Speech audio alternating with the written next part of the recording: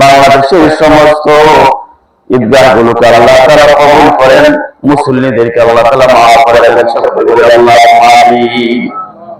আজকে যে দিন, আজকের এই দিনের মধ্যে ফরজ ইবাদতের পরে সবচাইতে দামি ইবাদত হলো কুরবানি। বলেন কোন ইবাদত? ফজরের 2 রাকাত ফরজ পড়ছি না, আবার যোহরের সময় পড়বো, ঠিক না? আজকে এই দিনে ফরজ ইবাদতের পরে সবচাইতে উন্নত মানের, সবচাইতে ভালো, সবচাইতে পছন্দের যে আমল, সেটা হলো রক্ত প্রবাহিত করা। কোরবানির মাধ্যমে রক্ত প্রবাহিত করে দেওয়া। নবীজি বলেন, ফাতেমা, কোরবানির পশুর প্রথম রক্তের ফোঁটাটা বাইর হওয়ার আগে সাথে সাথে আল্লাহ তাআলা কোরবানির টাকার জিন্দেগীর গুনাহগুলো মাফ করে দেয়। আর যদি আওয়াজ দিয়ে বলেন সুবহানাল্লাহ। ভাইজান বলেন, নবীজি আমার গর্বসার মদিনায় ছিলেন, প্রত্যেক বছরে নবীজি কোরবানি করেছেন। কোরবানি কেন করবো? আমার নবীজি করেছেন এই জন্য। কোরবানি কেন করবো? আমার আল্লাহ তাআলা ইব্রাহিম আলাইহিস সালামের কাজকে আমাদের জন্য রেখে দিয়েছেন। আমার আল্লাহ তাআলা আয়াত নাযিল করে দিয়ে আমার আল্লাহ তাআলা জানিয়েছেন, ওয়া তারাকনা আলাইহি ফিল আখিরিন। আল্লাহু আকবার। আমার আল্লাহ তাআলা বলেন, বাপ বেটা মিলে যে কাজটা করলো, এই কাজ আমি পরবর্তীদের জন্য রেখে দিলাম। আপনি আমি যে জবাই দিচ্ছি, এই গরু কোরবানি, পশু জবাই, এটা হলো জাতির পিতা ইব্রাহিম খলিলুল্লাহ সুন্নাহ, ঠিক না নাকি?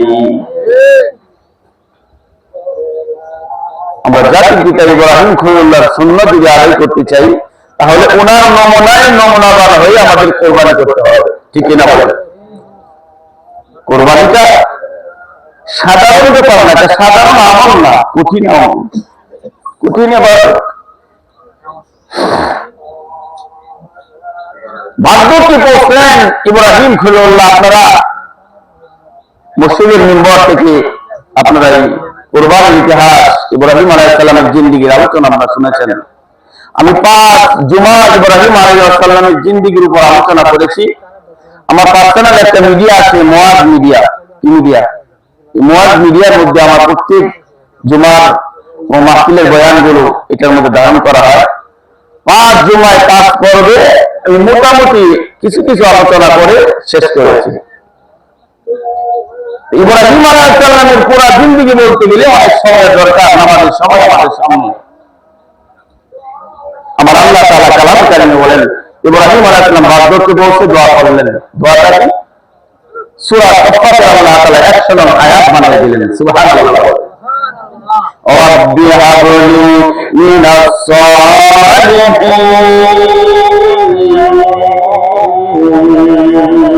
আল্লাহু আকবার। বাগদত্তে বসলেন জাতির পিতা ইব্রাহিম খলিল। দোয়া করলেন, আল্লাহ আমাকে সন্তান দান করো। আমার আল্লাহ তাআলা কাছে একজন পাইছেন, বড় দোয়া করা মানে সাথে সাথে কবুল, ঠিক না নাকি? আর আপনি আমি যদি আল্লাহর কাছে দোয়া করি, সমস্ত দোয়া কবুল হয়। সুবহানাল্লাহ। যদি জানতাম যে আমার দোয়া কবুল হয়, তাহলে দোয়া নিয়ে ব্যস্ত থাকতাম। বান্দার প্রত্যেকটা চাওয়া আল্লাহ তাআলা কবুল করেন। আমার প্রত্যেকটা চাওয়া যদি আমার বাবা কবুল করেন, আমার প্রত্যেকটা চাওয়া যদি আমার মা কবুল করেন, প্রত্যেকটা চাওয়া যদি আমার গার্জেনরা আমাকে খুশি করার জন্য কবুল করেন, আমার বাবা আমার মা রহমান নয়, রহিম নয়, ঠিক না? যিনি রহমান, যিনি রহিম, আমার আল্লাহ বড় খুশি হয়। আমার আল্লাহ বলে, আমার কাছে চাইলে কম চাইবে না, বেশি চাইবে। সুবহানাল্লাহ। প্রত্যেকটা দোয়া কবুল হয়, প্রত্যেকটা দোয়ার উত্তর দেওয়া হয়, এটা কালাম। নমরুদ, ফিরআউন, এত বড় কাফের নিজেরা আল্লাহ নিজেকে আল্লাহ দাবি করেছে, তাদের দোয়া আল্লাহ খালি ফিরায়। আর আপনি আমি কি এত বড় গুনাহগার? আপনি আমার দোয়া কবুল হয়, প্রত্যেকটা দোয়া কবুল হয়। ইব্রাহিম আলাইহিস সালাম দোয়া করলেন, আমার আল্লাহ তাআলা বলেন, ফাবাশশারনাহু বিগুলামিন হালিম। আল্লাহু আকবার। আমার আল্লাহ তাআলা বলে একটা সহনশীল সন্তানের পুত্র সন্তানের সুসংবাদ আমি ইব্রাহিমকে দিলাম। সুবহানাল্লাহ। فلما بلغ معه السعي قال يا بني إني أرى في المنام أني أذبحك فانظر ماذا ترى। الله أكبر। ছেলেটা যখন বাবার সাথে চলাফেরার বয়স উপনীত হলো, বাবার কাছে সহযোগিতা করতে পারে। আপনার একটা ছেলে আপনার কাছে যখন সহযোগিতা করে আপনার কাছে বড় ভালো লাগে, ঠিক না? আমার ছেলেটা অনেক কষ্ট করে আমি লালন পালন করেছি, আমার কাছে আমার ক্ষেত এর মধ্যে কাজ করতে গেলে আমার সাথে একটু খেতে গিয়ে কাজ করতে পারে, আমার একটু সাহায্য করতে পারে, বড় ভালো লাগে যে আমার যত কষ্ট আমি করেছি সব কিছুর ফল এখন আমি পাইতেছি।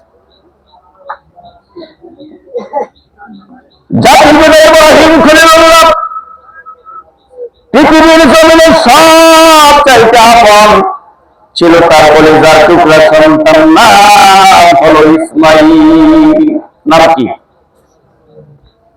আমার আল্লাহ তাআলা চাইলেন ওই আদরের সন্তান কলিজার সন্তানকে দিয়ে আমার আল্লাহ পরীক্ষা নেবেন। ইব্রাহিম আলাইহিস সালাম নিজের সন্তানকে বলতেছেন, উনি ঘুমের ঘরে স্বপ্নে দেখে উনি জবাই করতেছে। কোরআন বলতেছে উনি স্বপ্নে দেখলেন কি জবাই করে, জবাই নিজের এই জবাই দেখে নিজের সন্তানকে জবাই দেখে 100 কুরবানি করে দিলেন। দ্বিতীয় রাত্রে আমার বাবা স্বপ্নে দেখে নিজের সন্তান ইসমাঈলকে জবাই করতেছে, আবার 100 কুরবানি করলেন। আমার ইব্রাহিম বুঝতে পারছিল না আমার আল্লাহ আমার কলিজার টুকরা ইসমাঈল, আমার ইসমাঈলের জবাই আমার আল্লাহ আমার থেকে চাচ্ছে। আল্লাহু আকবার। বন্ধুরে গরু কিনেছ কুরবানি দিবার কারণে, কুরবানি সাধারণ ইবাদত নয়। বাবা তার সন্তানকে জবাই করবে, বাবা তার সন্তানকে জবাই দিবে, এটা গোশত খাওয়ার নিয়ম। ইব্রাহিম কুরবানির বাবার ছিল না, ঠিক না? দেখি এই কথাটা বলাতে আপনারা মন খারাপ করছেন, রাগ করছেন কেন? গোশত খাওয়ার জন্য বাবা তার সন্তানকে জবাইয়ের জন্য নিয়ে গেছিল, তাহলে আপনি আমি কোথায় গেলাম? আপনি আমার কুরবানির জবাইয়ের আগে যদি গোশতের চিন্তা করে তার কুরবানি হবে না। কারণ যার থেকে আমি জন্ম সময়ে যার স্মৃতিকে ধরে রাখার জন্য আমি কোরবানি করছি, উনি কুরবানি গোশত খাওয়ার নিয়ত করে নাই, ঠিক না? তৃতীয় দিন ইব্রাহিম আলাইহিস সালাম চলে গেলেন, ওই যে বড় মাছ দিলেন ওই এলাকায় চলে গেলেন। গিয়া এলাকাটা ছিল জনহীন মরুভূমি, কিন্তু ওই জায়গাটাই বর্তমানে কানায় কাবা, ওই জায়গাটায় মক্কা শরীফ। সুবহানাল্লাহ। চলে গেলেন, ওখানে গিয়া দেখি বস্তি হয়েছে, মানুষের ব্যবস্থা হয়েছে, খাবারের ব্যবস্থা হয়েছে। 3টা দোয়া ইব্রাহিম আলাইহিস সালাম করেছেন, আল্লাহ আমার কলিজার টুকরাটা আমি এখানে রেখে গেলাম, আমার বিবিকে এখানে রেখে গেলাম, তুমি এদের মানুষ দিয়া এদের খাবারের কষ্ট তুমি দিও না, পানির কষ্ট দিও না, এদেরকে তুমি মানুষ দিয়া লুকিয়ে লুকানো করে দিয়ে তুমি এই এলাকাটা। এই 3টা দোয়া বাবার 3 দোয়া আল্লাহ কবুল করেছেন। পৃথিবীর সমস্ত খাবার শেষ হয়ে গেলেও মক্কা শরীফের খাবার শেষ হবে না। এটা ইব্রাহিম খলিলুল্লাহ দোয়ার ফজিলতে, দোয়ার কারণে। সুবহানাল্লাহ বলেন। তাম পৃথিবীর পানি যদি শেষ হয়ে যায়, আমার আল্লাহ তাআলা ইসমাঈলের ওই মোরার জায়গায়, যে জায়গার মধ্যে মাটির মধ্যে মোরা যে আঘাত করছিল, জিবরাইল দ্বারা আঘাত করে দিয়ে জমজম নামের যে কূপ, ওই কূপের পানি তাম পৃথিবীর পানি শেষ হয়ে গেলে তার পানি শেষ হবে না। তাম পৃথিবীর জমিনে মানুষের সংকট যদি দেখা দেয়, শুধু একটা দেশ এমন আছে, একটা জায়গা এমন আছি, ওই কানায় কাবা, ওই মক্কা শরীফে মানুষের অভাব হবে না, ওখানে মানুষের ভিড় লেগেই থাকবে। সুবহানাল্লাহ।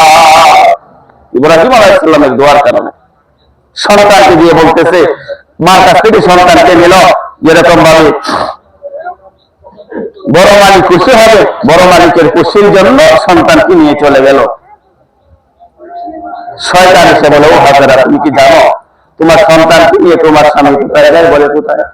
মালিক খুশি হবে এই জন্য নিয়ে যাচ্ছি, দাওয়াত খাইতে নিয়ে যাচ্ছে।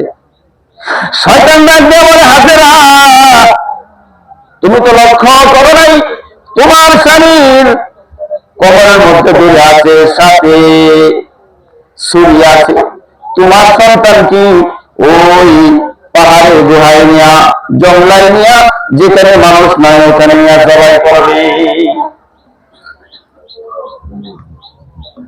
হাজেরা আলাইহিস সালাম বললেন, এটা কি করে সম্ভব? পৃথিবীর জন্য সব চাইতে আপন আমার স্বামীর কাছে আমার সন্তান ইসমাইল। সুবহানাল্লাহ। বলে, এটা সম্ভব? আর 2 দিন কুরবানি করে আসছে 200।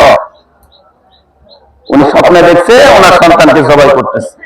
হাজেরা আলাইহিস সালাম বুঝতে বাকি রইল না, নবীজিদের স্বপ্ন আল্লাহর ওহী। সুবহানাল্লাহ। হাজেরা সাল্লাল্লাহু আলাইহি ওয়া সাল্লাম, তুমি তো শয়তান, পৃথিবীর জমিনে এত মা,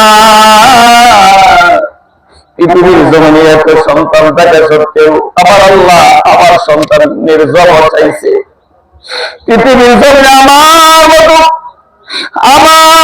সুনসিবওয়ালি মা তুমি আর জমিনে আর কেউ হতে পারে না। আমি মা মর্দানি, আমার ইসমাইল আল্লাহর কাছে দাঁড়ি। আল্লাহু আকবার। কারণ আমার সন্তানকে আমার আল্লাহ জবাই চাইল, দুনিয়াতে তো আরো মা আছে, তাদের সন্তানকে তো আমার আল্লাহ তাআলা জবাই চাই নাই। ঠিক না বেটি? শয়তান এখানে হাজেরা আলাইহিস সালামকে কাবু করতে পারলো না। ইসমাইল আলাইহিস সালামকে নিয়ে মনে, ও ইসমাইল, পালাও, তোমার বাবা তোমাকে জবাই করবে। ইসমাইল আলাইহিস সালাম ডাক দিয়ে বলেন, বাবাকে বলে, বাবা, কে জানে আমার কানে কানে বলে তুমি নাকি আমাকে জবাই দিবা। তুমি নাকি আমাকে জবাই দিবা, তোমার কবরে নাকি দড়ি আছে, তোমার সাথে নাকি ছুরি আছে। আপনি আমার বাবা জাতির পিতা ইব্রাহিম খলিলুল্লাহ রাহিয়া বল, হে ইসমাইল, শয়তান তোমাকে ধোঁকা দিচ্ছে। পাথর মারা দূর হয়, শয়তান দূর হয়, শয়তান 7টা পাথর মারা হলো। আমার আল্লাহ তাআলা এই পাথর মারা এত পছন্দ করলেন, কিয়ামত অবধি এই পাথর মারা আমার আল্লাহ তাআলা জারি করে দিলেন। সুবহানাল্লাহ। আবার শয়তান এসে বলে, ইসমাইল, পালাও, তোমার বাবা তোমাকে জবাই দিবে। ডাক দিয়ে বলে, বাবা কি জানি আমার কানে কানে আবার বলে আমাকে নাকি জবাই দিবে। আবার 7টা পাথর মারা হলো, দূর হ শয়তান, দূর হ শয়তান। কিছুক্ষণ পর আবার কানে কানে বলে, ইব্রাহিম আলাইহিস সালাম কি নিজের কলিজার টুকরা সন্তান ডাক দেয়া বলে, বাবা কি জানি আবার আমার কানে কানে বলে। আবার 7টা করে পাথর মারলেন, 3বার পাথর মারা হইল। কয়বার? আমার আল্লাহ বলেন, এই পাথর মারাটা আমি হাজীদের জন্য হজের কাজ বানিয়ে দিলাম। কিয়ামত পর্যন্ত হাজী সাহেবরা ওই 3 শয়তানকে এরকম ভাবে পাথর মারে। ঠিক না ঠিক? 3 জায়গায় পাথর মারা শুরু। পাহাড়ের ভিতরে চলে গেলেন। এবার গিয়া বলতেছে, কোরআন বলতে সূরা সফা 100 নম্বর আয়াত থেকে সামনের আয়াতগুলোর মধ্যে আপনারা দেখবেন এই আলোচনা রয়েছে। বলবে কি? বলতেছে পাহাড়ের গুহায় গিয়ে, ফালাম্মা বালাগা মা'আহু সা'য়া ক্বালা ইয়া বুনাইয়া ইন্নী আরা ফিল মানামি আন্নী আযবাহুকা ফানজুর মাযা তারা। ইব্রাহিম আলাইহিস সালাম বলতেছেন, হে আমার বৎস, হে আমার প্রিয় সন্তান, আমি স্বপ্নে দেখেছি তোমাকে আমি জবাই করতেছি, তোমার অভিমতটা কি তুমি বলো। সুবহানাল্লাহ। ইসমাঈল আলাইহিস সালাম বলেন, ক্বালা ইয়া আবাতি ফাআল মা তু'মার সাতাজিদুনি ইনশাআল্লাহু মিনাস সাবিরিন। আল্লাহু আকবার। কেমন বাবা, কেমন সন্তান, সেখান থেকে আমরা কুরবানি পেয়েছি।